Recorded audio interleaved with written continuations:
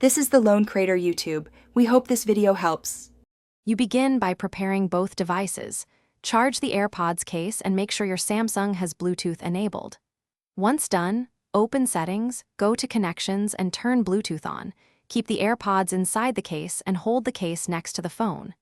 This initial proximity triggers discovery. You don't waste time tapping menus, just open the case and watch for the pairing prompt.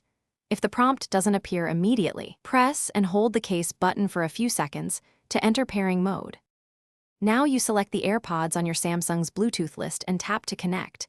You'll see a pairing request. Accept any permissions for contacts or media. Once paired, make sure the phone routes audio to the AirPods by opening a music app and playing a quick clip. Check both earpieces produce sound. If stereo seems off, toggle Bluetooth off and on, then reconnect. Also, you can rename the AirPods in Bluetooth settings to find them faster next time. Finish by testing calls and the microphone.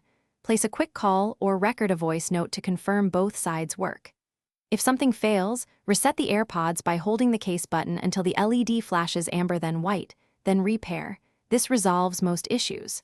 If problems persist, clear the Bluetooth cache on your Samsung in Settings apps, show System apps Bluetooth storage, then restart the phone.